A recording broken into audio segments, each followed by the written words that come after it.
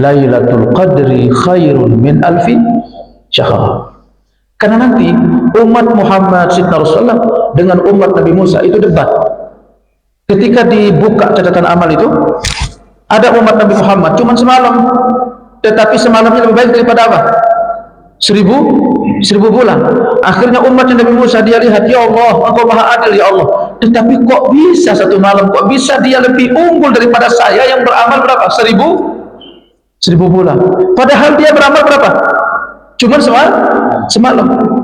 Apa kata Allah?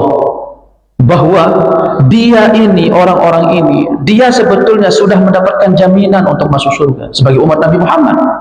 Dia sudah mendapat jaminan untuk selamat dari neraka karena dia sudah mengucapkan kalimat tauhid. Tetapi dia tetap untuk berburu apa? Kebaikan. Sementara kalian, wahai umatnya Nabi Musa, tidaklah kamu beribadah kecuali karena kamu takut sama Allah. Mereka itu dulu beribadah hanya karena apa? Karena takut. Kalau kita sekarang karena takut atau tidak? Sebetulnya kita nggak kena takut juga. Kalau dalam satu sudut pandang begitu, karena takut atau tidak? Enggak kena takut, karena toh kita juga sudah dapat apa? Jaminan. Tapi tetap kita melakukan apa? Ibadah. Apalagi kalau terus-menerus istiqomah, maka insya Allah dalam makna itu sebetulnya kita sudah mendapatkan angin segar. Ya tinggal sekarang dijaga apa?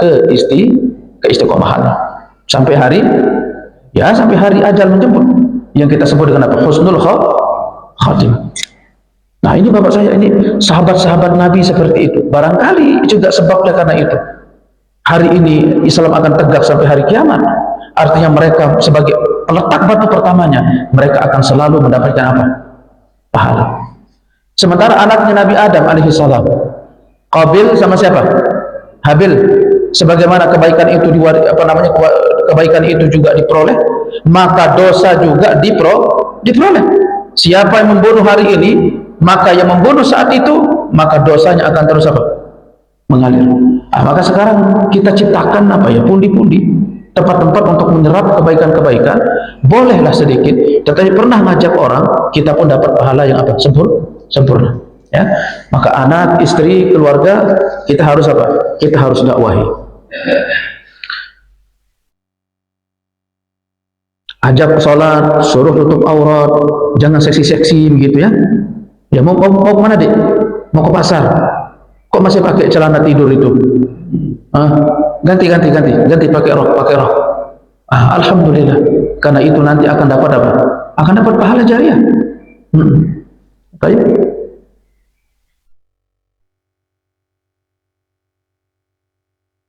Wa kullu man ihtada ala yadayhi falahu mithlu ujurihim min ghairi an yanqusa min ujurihim syai'un.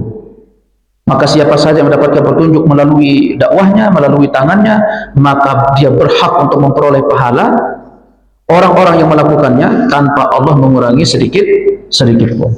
Wa idza kanat da'watu ila Allah, dan apabila dakwah kepada Allah, wa ila syahadati an la ilaha illallah, dan menuju atau dakwah kepada syahadat la ilaha illallah, fardhan ala kulli ahad, wajib atas setiap orang, kanal wajibu ala kulli ahadin bihasabi maqdurih, maka setiap orang juga wajib sesuai dengan kemampuannya untuk apa?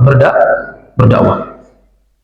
Karena Rasulullah sallallahu alaihi wasallam bersabda, idza ra'a minkum munkaran, di antara kalian apabila melihat apa? Kemungkaran, falyughayyir biyadihi, maka hendaknya dia berubah dengan apa? Tangannya. Tangan di sini kekuasaan. Kalau kita nggak punya kekuasaan, kita bukan RT, bukan RW, pakai apa?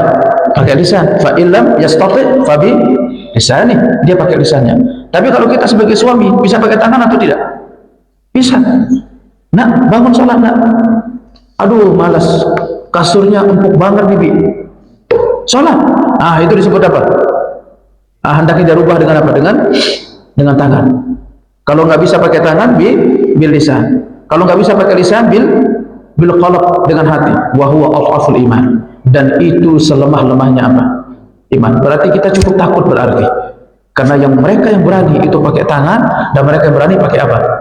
Lisan.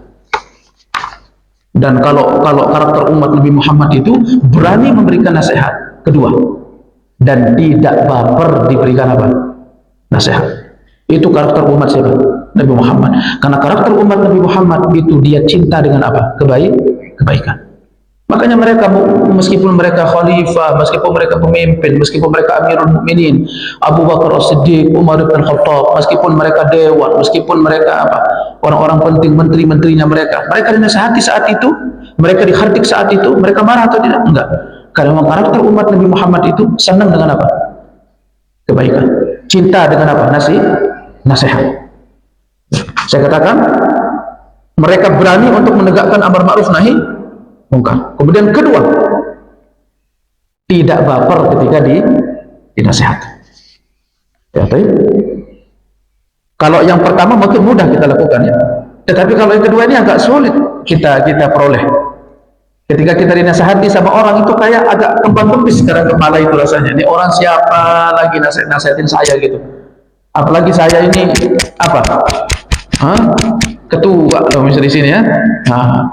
Ya, tapi kalau yang nasihati juga harus lihat tempatnya, jangan juga nasihati orang di depan apa? Di depan umum. Ya, tapi dulu di zaman itu bapak saya, nasihatin orang di tempat umum itu hal biasa. Abu Bakar As-Siddiq menghardik orang, jangan. Siapa lagi? Umar bin Khattab radhiyallahu ta'ala, Zubair bin Awam, jangan. Abdurrahman bin Auf menghardik orang-orang ketika lagi makan, jangan. Itu lagi orang banyak, itu lagi orang umum. Tetapi karena karakter sahabat Nabi Muhammad itu cinta kebaikan dan senang dinasihati. Kalau sekarang nasihat itu ya, yang paling musibahnya itu nasihat diterjemah menjadi apa? Kebenci. Kayaknya benci banget sama saya ya. Enggak, kita bukan nggak benci. Kita bukan nggak benci. Kita bukan benci. Kita karena cinta, makanya kita apa? Nasihati. Karena itu salah, maka harus kita nasihati. Maka wajib setiap orang untuk melakukannya sesuai dengan apa? Kadar kemampuannya. Karena dulu Bani Israel itu dilaknat oleh Allah. Kenapa mereka dilaknat oleh Allah? Kanu la yatanahawna 'an munkarin fa'alu labi'sa ma kanu yaf'alun. Karena mereka itu, di antara mereka itu tidak saling mengingkari kemungkaran, maka betapa buruknya perbuatan mereka. Makanya Allah melaknat Bani Israel melalui lisannya Nabi siapa? Nabi Daud alaihissalam, karena mereka tidak saling menasehati, tidak saling mengingkari satu dengan yang lainnya. Jadi ketika kita diingkari itu bapak saya pelan-pelan dulu, bukan karena orang itu benci mungkin, tetapi mungkin karena sangat cinta. Jangan sampai kita salah langkah. Barangkali jangan begitu. Yang penting nanti ucapan yang bagus, jangan dihardik, jangan keras-keras juga gitu. Ya, bisa dengan bahasa-bahasa yang sudah dipelur dengan apa? Dengan bahasa-bahasa yang baik, bahasa-bahasa yang halus. Ya, yang merangkul, yang merangkul, yang menyatukan seperti itu. Tidak harus dengan kalimat-kalimat yang apa? Yang kasar. Baik. Karena Sayyidina Rasulullah SAW juga beliau bersabda bahwa la ta'muruna bil ma'ruf wa la tanhawunna 'anil munkar. Kalian itu benar-benar menegakkan amar ma'ruf, benar-benar mencegah dari kemungkaran. Aw la yushikanallahu an yab'atsa 'alaikum iqaba, kata Sayyidina. Atau hampir-hampir Allah menurunkan kepada kalian azab. Kemudian apa? Hatta tad'u, kemudian kalian apa? Hingga kalian berdoa, fala yustajabu lakum. Kemudian Allah tidak mengabulkan doa-doa kalian. Kalian menegakkan amar ma'ruf nahi munkar, atau kalau kalian tidak menegakkan amar ma'ruf nahi munkar, hampir-hampir Allah menurunkan apa? Azab. Lalu kalian berdoa, tetapi Allah tidak ijabah doa-doa siapa? Kalian. Berarti sebab doa itu tidak diijabah itu karena masih pekatnya dosa dan apa? Maksiat. Sebagaimana selalu kita nasihatkan ya. Maka Allah Subhanahu wa taala mengingatkan tentang umat ini terbaik. Wal takum minkum ummatun yad'una ilal khair wa ya'muruna bil ma'ruf wa yanhauna 'anil munkar.